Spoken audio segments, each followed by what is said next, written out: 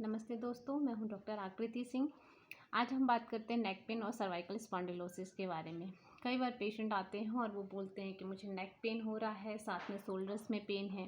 साथ में ऐसा भी बोलते हैं कि नेक पेन है, साथ में मुझे हेडेक हो रहा है बैक साइड। कई बार बोलते हैं नेक पेन है, साथ में दोनों हाथों में दर्द हो रहा है, और कई बार नमनेस के भी कंप्लेन करते हैं। ऐसा क्यों होता है, ये समझने के लिए पहले हमें नेक के बारे में थोड़ा जानेंगे। नेक बेसिकली बोनी पार्ट्स, मसल्स अटैचमेंट और लिगामेंट से बनी होती है। बोनी पार्ट में हम देखेंगे वर्टिब्रल डिस्क होती है जो छोटी छोटी होती है, और इनके दो वर्टिब्रल डिस्क को आपस में इंटरवर्टिब्रल डिस्क जोड़ती है। जो स्पॉन्जी होती है उसमें फ्लूइड होता है। ये वर्टिब्रास जो डिस्क हैं उसमें बीच में कैविटी होती है, जिसमें से वहाँ से नर्व्स निकलती है, हमारे ब्रेन से लेके अदर लिम्स में जाती हैं। साथ में इनमें मसल्स का अटैचमेंट होता है ये, और दूसरी तरफ जो है तो दूसरी बोन से अटैचमेंट होता है। ये मसल्स हमारे नेक को सपोर्ट करती हैं कोई भी काम करने के लिए, उनके मूवमेंट के लिए।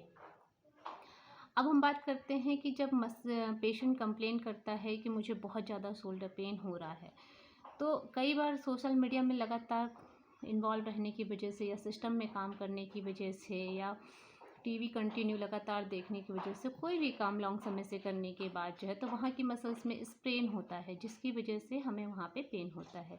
कई बार सोते समय हम पतली पिलो लेते हैं, जिसकी वजह से हमारा हेड लो साइड टिल्ट रहता है, लेकिन अगर हम मोटी पिलो लेते हैं तो वो अप साइड टिल्ट रहता है। ऐसी कंडीशन में भी वहाँ की मसल्स में स्ट्रेन होता है और हमें पेन होता है।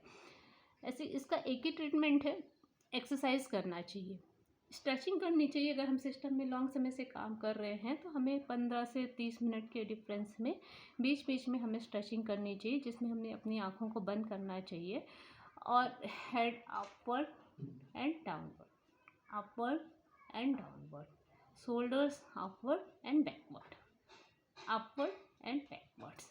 इसे क्लॉकवाइज रोटेट भी कर सकते हैं और एंटी क्लॉकवाइज रोटेट भी कर सकते हैं। इसके बाद हम डिस्क की बात करते हैं। एक एज के बाद 45 से 50 साल के बाद जो इंटरवर्टिब्रल डिस्क होती है उसका पानी कई बार सूख जाता है, जिसको हम मेडिकल टर्मिनोलॉजी में बोलते हैं इंटरवर्टिब्रल डिस्क डिहाइड्रेशन, जिसकी वजह से दो वर्टिब्रल डिस्क आपस में रगड़ खाने लगती हैं।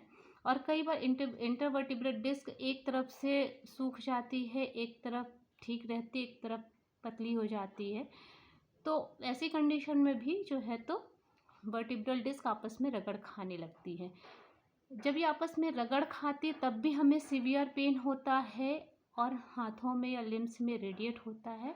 कई बार ऐसा भी होता है कि ये आपस में रगड़ खाती हैं और वहाँ की किसी नर्व को कंप्रेस कर देती हैं, जिसकी वजह से हमें जो है तो बहुत सीवियर पेन होगा, हाथों में नमनेस लगेगी या पैरों में नमनेस लगेगी। ये डिपेंड करता है कि कौन सी वर्टिब्रा में हुआ है कंप्रेशन या रगड़ खा रही हैं। जैसे अगर हम बात करते हैं कि अगर C5 और C6 में अगर रगड़ खा रही हैं तो हमें अंगूठा और इंडेक्स फिंगर में नमनेस लगेगी, लेकिन C6 और C7 में अगर हुआ है तो मिडिल फिंगर और रिंग फिंगर में। इसी तरह अगर C5 में है तो मुझे शोल्डर्स में नमनेस लगेगा और बहुत सीवियर पेन भी होगा साथ में कई बार। अब कई बार जो है तो वर्टिब्रल्स आपस में रगड़ खाती हैं और उसमें अपने आप एक बोनी ग्रोथ होने लगती है, जिसे बोनी स्पर कहते हैं। इससे भी वहाँ की नर्व में कंप्रेशन पड़ता है, जिसकी वजह से हमें पेन और लिम्स में नमनेस महसूस होती है। ये सारी कंडीशन जो पेशेंट बताता है, ये वहाँ की जो एनाटॉमी है और मसल्स का और बोनी पार्ट आपस में नसल्स का अटैचमेंट, इन सब चीज़ों में ज़रा सा भी डिजनरेशन या स्ट्रेन के कारण होता है। अब हम मेडिसिन की बात करेंगे, होम्योपैथिक मेडिसिन की, तो इसमें ब्रानिया एल्बा का बहुत अच्छा काम है। हमें नेक पेन के साथ में स्टिफनेस मिलेगी पेशेंट में। पेशेंट को इतना ज़्यादा पेन होगा कि वो अपनी नेक नहीं घुमाएगा, वो अगर उसे कोई इस तरफ घूमना है तो वो पूरा घूमेगा, या इस तरफ घूमना है तो वो ऐसे पूरा घूमेगा। दूसरी हम गॉइकम की बात करेंगे, उसे नेक पेन के साथ हेडेक होता है, बैक साइड हेडेक होगा। तीसरा हम कालमिया की बात करेंगे। कालमिया में नेक पेन के साथ लिम्स में भी पेन होता है, पेन रेडिएट होता है। Thank you.